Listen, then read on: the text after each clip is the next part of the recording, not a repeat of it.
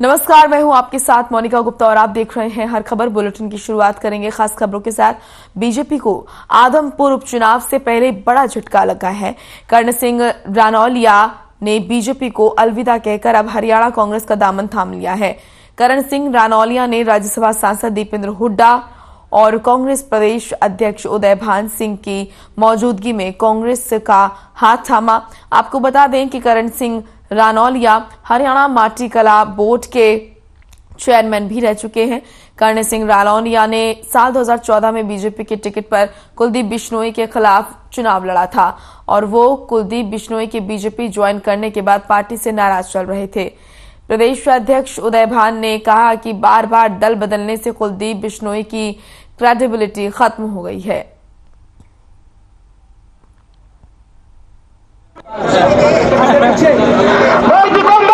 आज कांग्रेस संघर्ष में है, विपक्ष में है। सत्ता पक्ष की तरफ जाते हैं और जब सत्ता पक्ष से जब विपक्ष की तरफ आते हैं तो इसका सीधा सा मतलब है कि लोगों के अंदर बदलाव है।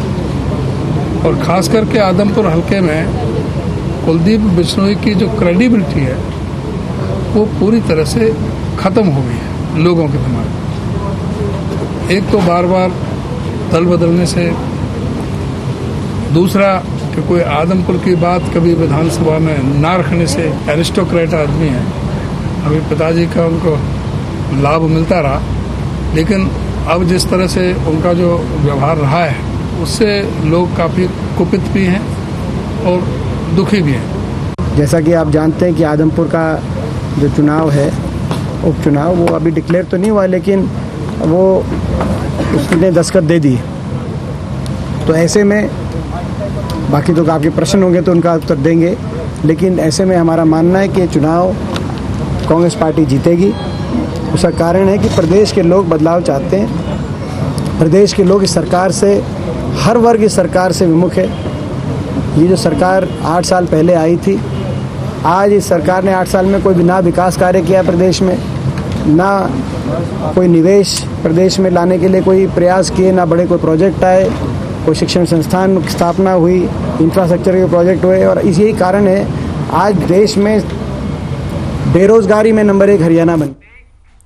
अंबेडकर भवन में पीएम नरेंद्र मोदी के 72वें जन्म दिवस के अवसर पर बीजेपी युवा यहाँ पर कलायत मंडल ने रक्तदान शिविर का आयोजन किया। शिविर में महिला और बाल कल्याण राज्य मंत्री कमलेश ढांडा ने शिरकत की। रक्तदाताओं को पौधा और प्रशस्ति पत्र देकर सम्मानित किया और युवाओं से प्रधानमंत्री नरेंद्र मोदी की विचारधारा को अपनाने के लिए कहा।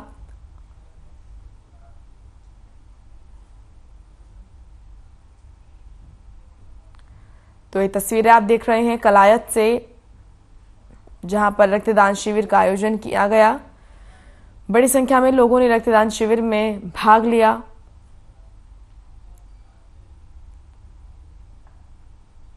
वहीं रक्तदाताओं को सम्मानित भी किया गया।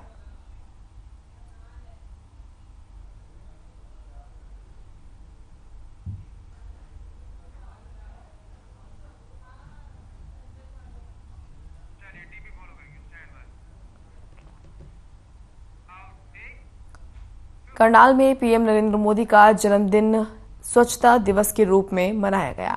इस अवसर पर बीजेपी सांसद संजय भाटिया ने शिरकत की, जिसके बाद बीजेपी सांसद संजय भाटिया ने कहा कि हरियाणा में पार्टी और जेजेपी का गठबंधन है, लेकिन जेजेपी के कार्यकर्ता कम ही बीजेपी में शामिल होते हैं। वहीं बीजेपी प्रदेश अध्यक्ष ने जेजेपी कार्यकर्ताओं को पार्टी में शामिल किया।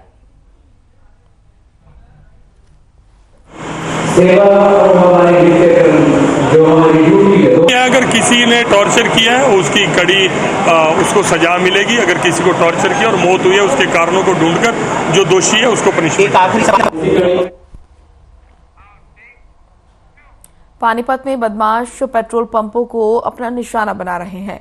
अटवाला गांव स्थित पेट्रोल पंप पर पहले तो बदमाशों ने 20,000 रुपए का पेट्रोल भरवाया और जब सेल्समैन ने पैसे मांगे तो सेल्समैन की पिटाई कर दी।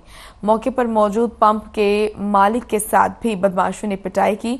पूरी वारदात सीसीटीवी में कैद हो गई। इतना ही नहीं, बदमाशों ने पेट्रोल पंप के अंदर भी झड़प की। इस दौरान बदमाशों के चेहरे भी सीसीटीवी में कैद हो गए।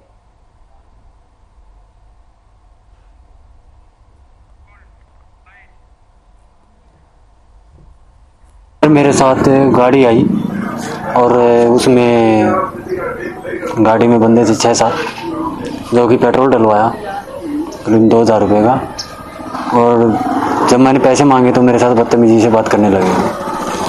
मैं बोला माँ भाई मेरे पैसे दे दीजिए, प्लीज़ सर मेरे पैसे दे दीजिए। उन्होंने मेरी रिक्वेस्ट कोई नहीं मानी।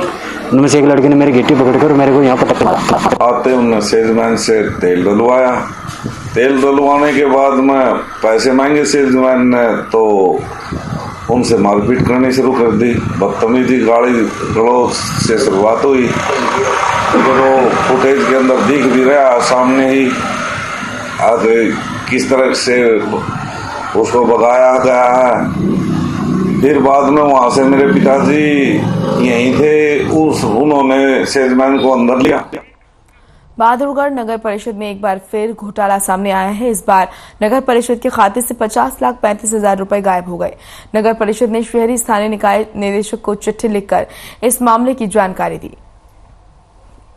वहीं नगर परिषद ने लिखी चिट्ठी में बताया कि 11 kV हाईटेंशन लाइन हटाने के लिए सरकार ने 4,93,23,000 रुपए भेजे थे, लेकिन उनमें से 4,42,88,000 का ही हिसाब नगर परिषद के खाते में मिल पाया है।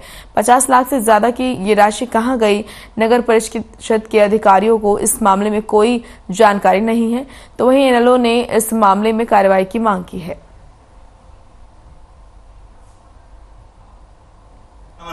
उसके तहत 4,93,23,000 रुपए हरियाणा सरकार ने जारी कर दी और 4,93,23,000 रुपए नगर परिषद के खाते में आ गए।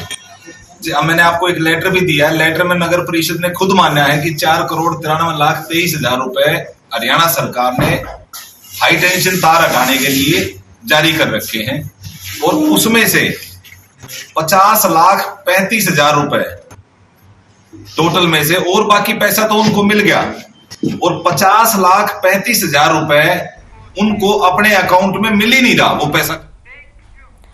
बादली नगर पालिका का दर्जा समाप्त कराने और बादली को फिर से पंचायत में शामिल करने की मांग को लेकर ग्रामीणों ने एसडीएम को ज्ञापन सौंपा।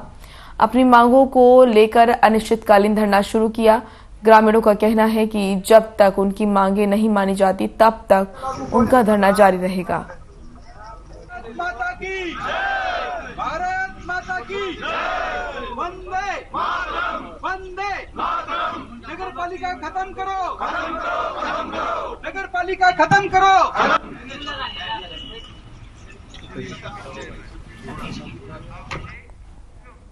खबर नूंह जिले के झिमरावट गांव का ये बताया जा रहा है, जहां एक किसान देश भर में सुर्खियां बटोर रहा है। किसान ने ऑनलाइन तुर्की से बाजरे के बीज मंगवाए।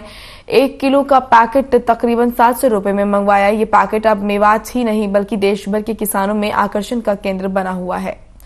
तुर्की से मंगाए गए इस बाजरे के पेड़ की लंबाई तकरीबन 14 फुट होती है। इतना ही नहीं, इस बाजरे के पेड़ में करीब 5 फुट बाली की लंबाई है। अक्सर बाजरे में 1 से 2 फुट की बाली आती है। कम बरसात के बावजूद भी इस बाजरे में अच्छी पैदावार होने की उम्मीद है।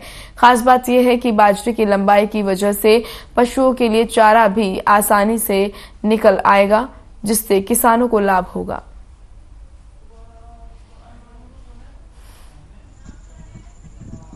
ये डर लग रहा है कि महंगा बाजरा मंगा लियो या कैसे बर्दाश्त करेंगे गरीब आदमी हम। अब खूब लड़ा हम तो यासू का बाकन सू का कितना महंगा बाजरा ना है हमारे पास को गिरना। अब ये बात देखी है तो फिर हमारा मन कर रहा है वो कि बढ़िया बीज है। हमने बाजरे के बारे में सुना और हम इसको देखने के लिए आए यहाँ पे। तो क्या देखा यहाँ पे, किस तरह से वीडियो वायरल हुई थी, क्या कुछ था? हाँ, वीडियो वायरल हो रही थी कि यहाँ पे बता रहे 4.5 फुट की बाल है और हमने अब देखी है, नापी है, सच में 4.5 फुट की है। 3 हाथ 2-3 उंगल के लगभग मिला यहाँ पे और अच्छे खासे लोग देखने के। दिल्ली के गणेश नगर के पांडव नगर कॉम्प्लेक्स में विराट गणेश नगर धार्मिक समिति की तरफ से भव्य विश्वकर्मा पूजा का आयोजन किया गया। विश्वकर्मा पूजा के मौके पर उत्सव ग्राउंड में आयोजित कार्यक्रम शनिवार को सुबह 11 बजे विश्वकर्मा पूजा शुरू हुई, जिसमें भगवान विश्वकर्मा की पूजा अर्चना की गई। साथ ही कई कार्यक्रम पेश किए गए। वहीं रविवार को दोपहर 12:30 बजे से 3 बजे तक भव्य भंडारे का आयोजन किया गया, जिसके बाद शाम को 4 बजे भगवान विश्वकर्मा की मूर्ति का विसर्जन किया जाएगा। और कार्यक्रम का आयोजन बीजेपी के शाहदरा जिला पांडव नगर मंडल के महामंत्री विमलेश मिश्रा की तरफ से किया गया। विमलेश मिश्रा ने बताया कि भगवान विश्वकर्मा की कृपा उन पर बनी रहती है और उनकी कृपा से उन्होंने काफी सामाजिक कार्यक्रम किए हैं।